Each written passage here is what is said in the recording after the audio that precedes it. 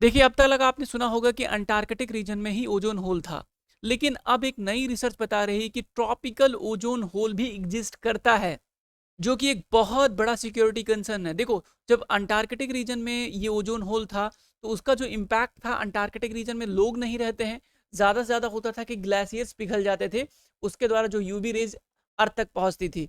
लेकिन अगर tropical ozone hole exist करेगा या इस प्रकार का कोई होल होगा जो ट्रॉपिकल रीजन में होगा, तो उसका पूरा का पूरा इम्पैक्ट ह्यूमन लाइफ पर होगा, और हो सकता है आने वाले समय में ह्यूमन जो है रहते हैं अर्थ पे, उनका रहना भी मुश्किल हो जाए अगर ट्रॉपिकल ओजोन होल एग्जिस्ट करेगा तो।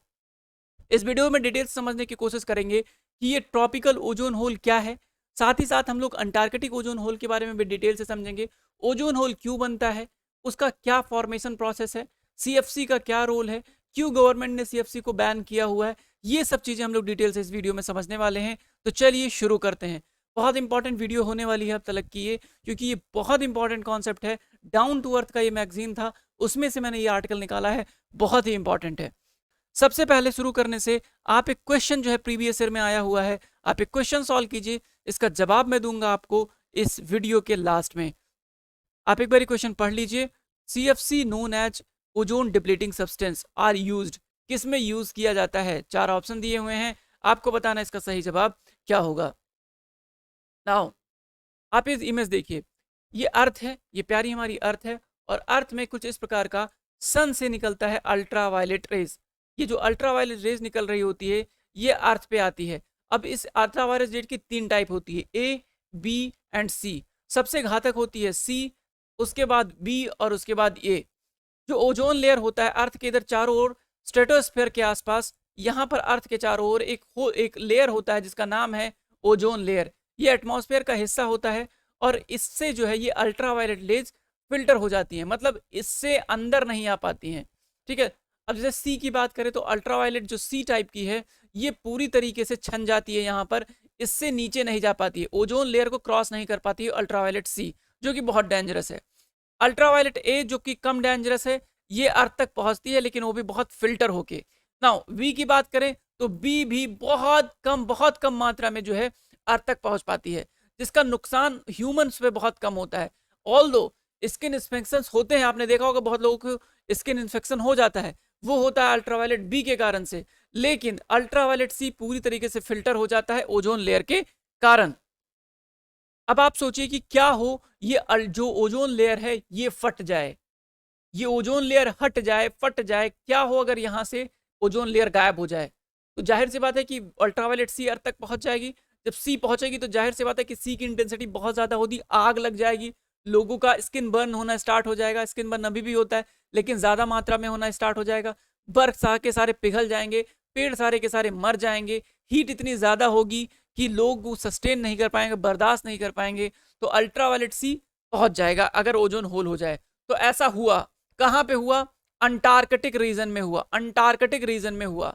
अर्थ के अंटार्कटिक रीजन में इस प्रकार का ओजोन लेयर जो था उसमें होल हो गया, जिसको अंटार्कटिक ओजोन होल या ओजोन होल के नाम से हम लोग जानते हैं।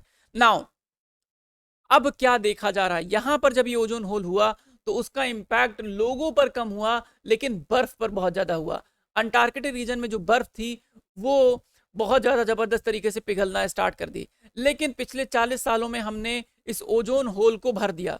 कैसे भर दिया हमने? जो जो ओजोन होल को बनाने वाले जो सब्सटेंस है, खासकर क्लोरोफ्लोरोकार्बन, इसका इमिशन कम कर दिया, जिसके चलते क्या हुआ कि ये जो होल था ये धीरे धीरे भर गया। और आज कंडीशन है कि जो अंटार्कटिक रीजन पे ओजोन होल था वो ऑलमोस्ट समाप्त हो चुका है।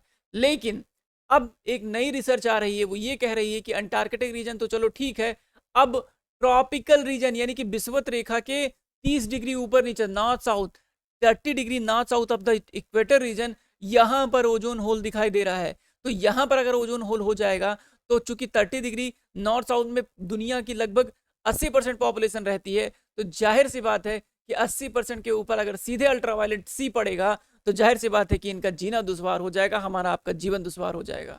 इसलिए ये बहुत सिक्योरिटी कंसर्न हो गया है। आप समझ रहे हैं मेरी बात?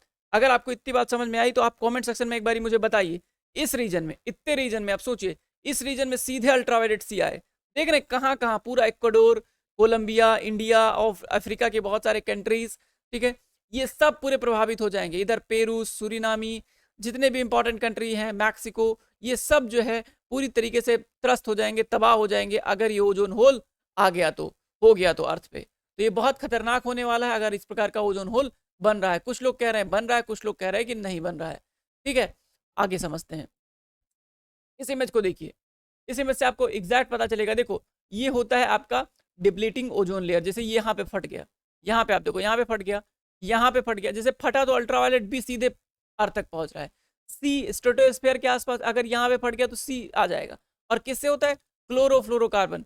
देखो क्लोरोफ्लोरोकार्बन हम बहुत सारी जगह यूज करते हैं। हम लोग एसी में यूज करते हैं, हम लोग बहुत सारे ऐसे पेंट वगैरह में यूज करते हैं हम लोग क्लोरोफ्लोरोकार्बन।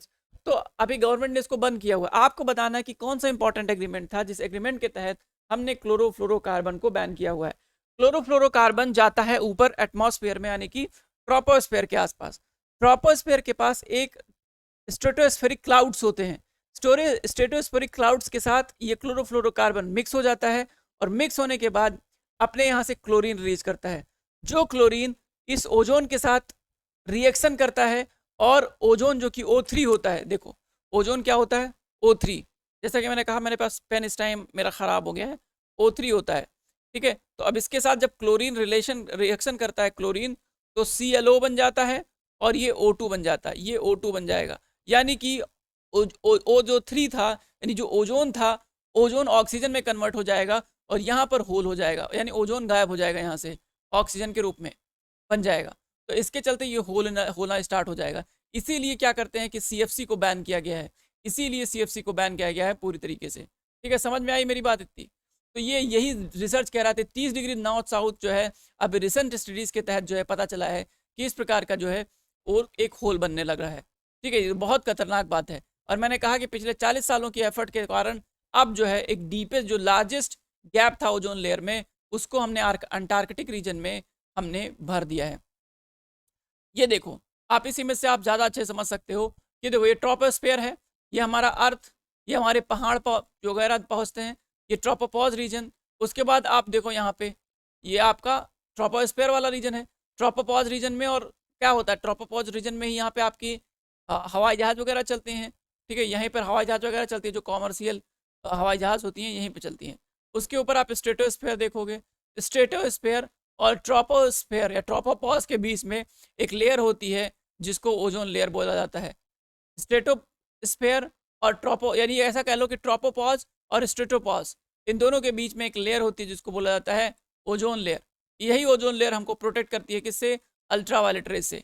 आप यहाँ पे देखोगे कि यहाँ पर टेम्परेचर बढ़ता है, यहाँ पे आप देखोगे यहाँ से आप ऊपर जाओगे तो टेम्परेचर घटेगा ट्रोपोपॉज तक, फिर ट्रोपोस्फेयर में, स्ट्रेटोस्फेयर में पहुँचोगे। स्ट्रेटोस्फेयर में क्या कर रहा है ओजोन, यहाँ पे टेम्परेचर क्या हो रहा है, यहाँ पे देखो बढ़ रहा है टेम्परेचर, यहाँ पे बढ़ रहा है 30 डिग्री 30 डिग्री। यहाँ पे क्या हो रहा था, घट रहा था -50 डिग्री तक। ठीक है, पहले घटेगा फिर बढ़ेगा, फिर घटेगा फिर बढ़ेगा, यही तो टेम्परेचर इन्वर्जन है।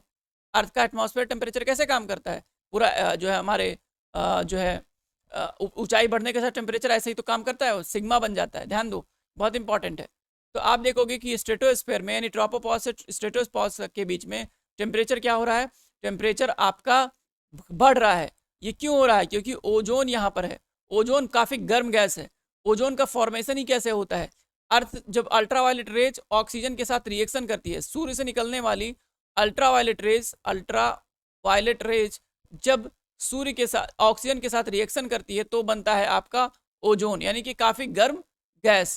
तो यहाँ पे काफ़ी गर्म गैस, यहाँ पे कंसंट्रेशन हो रहा है काफ़ी गर्म गैस का, जिसके चलते ओजोन लेयर बन रहा है। अब इस यही क्लोरीन के साथ रिएक्शन करके फिर से O2 निकाल देता है और ये होल हो जाता है। इतनी बात आपको समझ में आई होगी। नाउ अब देखो यहाँ पे यही बात लिखी हुई है कि तकरीबन 10 से 40 किलोमीटर के अल्टीट्यूड पे आपको इस प्रकार के ओजोन के बहुत सारे लेयर्स आपको दिखाई देंगे जो अर्थ को अल्ट्रावायलेट रेज से प्रोटेक्ट करते हैं। तो हमको ओजोन लेयर की क्यों ज़रूरत है? क्योंकि हमको अल्ट्रावायलेट रेज से प्रोटेक्शन की ज़रूरत है, इसलिए हमको ओजोन लेयर की ज़रूरत है। ओजोन होल क्या है मैंने आपको समझा दिया कि किस प्रकार जब ऑक्सीजन निकल जाता है ओजोन से क्लोरीन के रिएक्शन के कारण से, तो वहाँ पे एक छेद हो जाता है, गैप हो जाता है, जो कि ओजोन होल कहलाता है। बहुत सारी चीज़ों के चलते बनता है, जिसमें आप देख सकते हो कि refrigerator, air conditioners, foam packaging, aerosol spray cans, इन सब से जो है कौन क्या निकलता है, क्लोरोफ्लोरोकार्बन निकलता है, जिसके चलते जो है ये ओजोन होल बनने स्टार्ट हो जाता है। टिप्सन यूनिट के द्वारा हम मेजर करते हैं टोटल ओजोन का एरिया कि कितना ओजोन है। आगे बढ़ते हैं। ट्रॉपिकल ओजोन की मैंने बात करी कि 10 से 25 किलोमीटर की ऊंचाई पर ट्रॉपिक्स रीजन में इस प्रकार के अगर जो ओजोन बनते हैं तो उसको ओजोन होल कहा जाता है ट्रॉपिकल रीजन में। अब देखो क्यों बन रहा है ट्रॉपिकल रीजन में, ट्रॉपिक्स रीजन में क्यों बन रहा है ozone hole. Ozone hole tropical region में बनने का रीजन जो है, एक तो रीजन है ओजोन लेयर का डिप्लीशन किसके द्वारा, क्लोरोफ्लोरोकार्बन के द्वारा, ये जो मैंने आपको समझा दिया। दूसरा रीजन बता रहे हैं कॉस्मिक रेज भी इंपैक्ट कर रहे हैं, जिसके चलते जो ओजोन लेयर बना हुआ है आपके ट्रॉपिक्स पे, वो ट्रॉपिक्स वाला ओजोन लेयर भी फट रहा है कॉस्मिक रेज के कारण से। अब इसका इलाज अभी हम लोगों को पता नहीं है। ये दो रीजन बताया जा रहा है जिसके चलते जो है अभी ट्रॉपिक्स रीजन पर इस प्रकार के ओजोन होल्स बन रहे हैं। सिग्निफिकेंस क्या है, तो देखो बहुत ज़्यादा ज़बरदस्त तरीके से मैंने बताया कि ह्यूमन लाइफ प्रभावित हो जाएगी, क्योंकि 80% से ज़्यादा पॉपुलेशन यहाँ पर रहती है।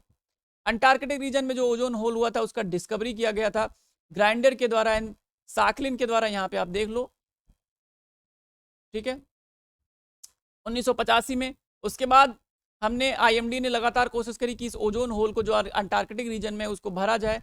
यहाँ पर पोलर स्ट्रेटोस्फेरिक क्लाउड्स होते हैं जो रिएक्शन करते हैं सीएफसी के साथ, क्लोरोफ्लोरोकार्बन के साथ, और क्लोरीन रिलीज करते हैं। उसके बाद वो क्लोरीन जाता है ओजोन के साथ रिएक्शन करता है, क्लोरीन ऑक्सीजाइड बना लेता है और ऑक्सीजन रिलीज कर देता है। क्लोरीन ऑक्साइड बना लेगा और ऑक्सीजन रिलीज कर देगा, जिसके चलते ओजोन होल हो जाएगा। ठीक है, तो इसी के चलते जो है ये सारी चीज़ें होती हैं। आई होप कि इतनी बात आपको समझ में आई होगी। ये जो पोलर स्ट्रेटोस्फेरिक क्लाउड्स होते हैं, ये स्ट्रेटोस्फेयर रीजन में रहने वाले क्लाउड्स होते हैं जो तकरीबन -80 डिग्री टेम्परेचर पर ही रह